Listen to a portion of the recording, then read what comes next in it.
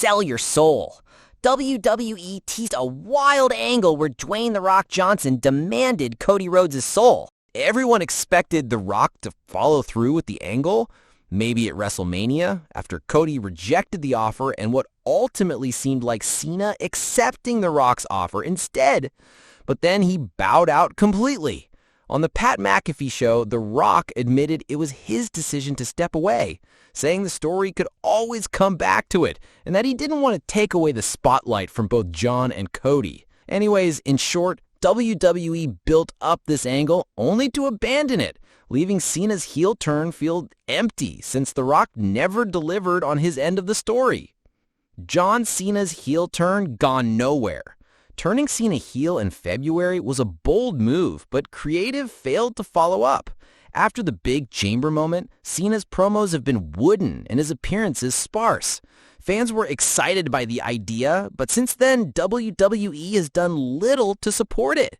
Critics already called this the biggest disappointment of the year because Cena is stuck in a role he doesn't fit and the story is going nowhere.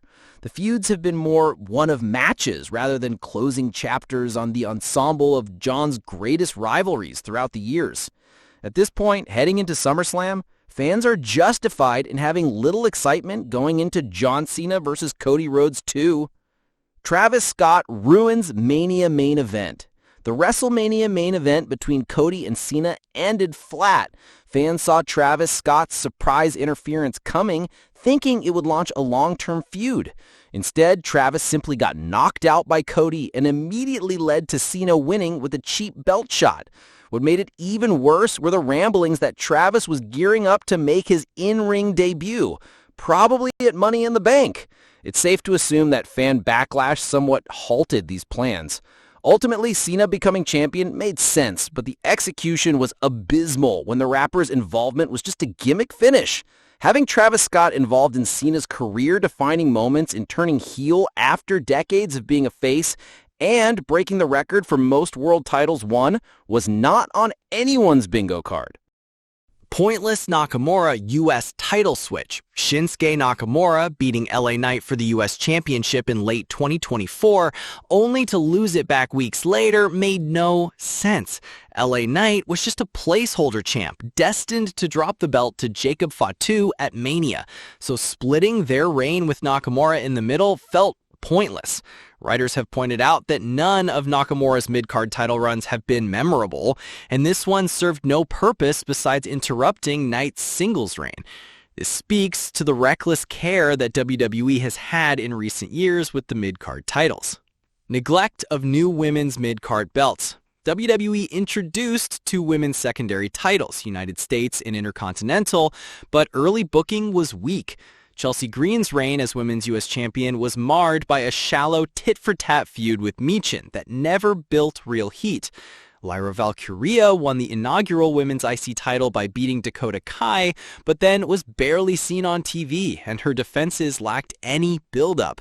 Those belts only got interesting once Becky Lynch entered the picture later, which highlights how thin their early storylines were. We're yet to see any build-up with the Women's U.S. Championship after a forgettable stint with Zelina Vega. Both titles were not defended on WrestleMania, which wouldn't have done much, but at least it would have shown some light on the new GOAT.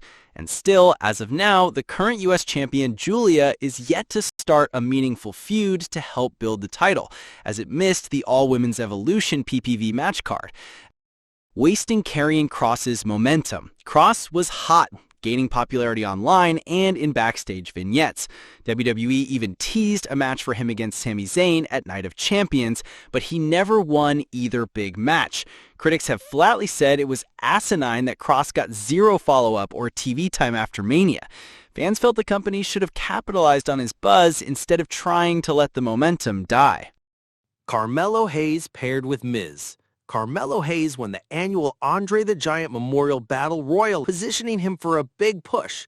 Instead, he was saddled with a mentor storyline featuring The Miz. The Miz is plateaued as a character, and putting Hayes under him only held Hayes back. Hayes was SmackDown's top draft pick and deserved a solo singles push. Instead, he was treated like a sidekick, which wasted the hot start he had coming in. Compared to his classmates, the Andre the Giant Memorial win is nothing when held up against Tiffany Stratton's Money in the Bank briefcase, world title, and WrestleMania win against Charlotte Flair, or Lyra Valkyria's inaugural Intercontinental title run, tag team title win at WrestleMania, and beating Bayley and Becky Lynch, or even Braun's 2 Intercontinental title runs and joining arguably the hottest faction in WWE currently, and aligning with one of the biggest wrestling names in Paul Heyman and Drew McIntyre's unfinished Bloodline feud. Late in 2024, Drew McIntyre went on a tear against the original Bloodline, beating Sami, Jay, and Jimmy Uso. It felt set up for Drew to finally face Roman Reigns at WrestleMania and exact revenge. But after a quick loss to Jimmy and a win back, the whole angle fizzled out. There was no Drew versus Roman payoff. WWE dropped the storyline as soon as Drew moved on to Damian Priest.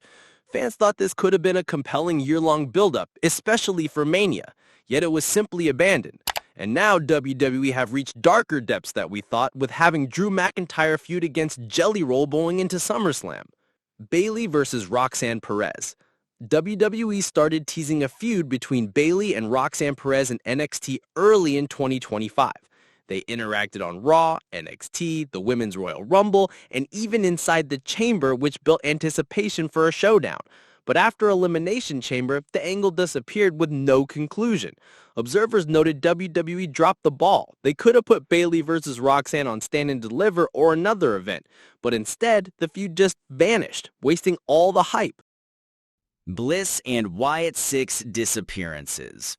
2 returning acts in early 2025 were Alexa Bliss and the Wyatt Six, and yet both were never really used. Bliss returned on the Women's Rumble comeback with one of the biggest, if not the biggest, pop of the night, but then had zero follow-up with the teased Liv Morgan story. The Wyatt Six were then sidelined without explanation after one post-trade SmackDown, only reappearing in May for a quick loss. Critics say WWE dropped the ball by not keeping them on TV or at least addressing their absences. Both acts had momentum to build on, but creative left their stories hanging.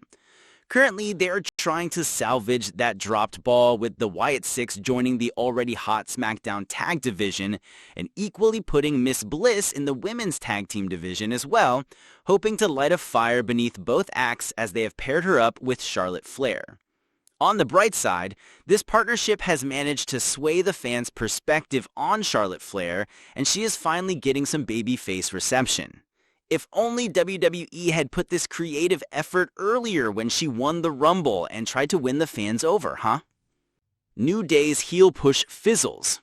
Kofi and Xavier's betrayal of Big E launched a fresh heel run for the New Day, and they had the crowd booing them all over the country. But WWE didn't sustain it. They won the Raw tag titles at Mania, then mostly coexisted with the War Raiders without any major storyline. The result is a tag reign that feels like an afterthought. With Big E still out injured, WWE hasn't done anything creative to keep Kingston and Woods as heels interesting. Their hot 2024 storyline was wasted by 2025's booking.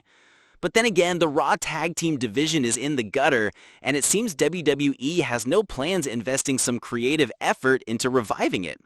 As it stands, the World Tag titles sit with the Judgment Day, and no matter who's holding it, it seems there are no future plans to elevate those titles.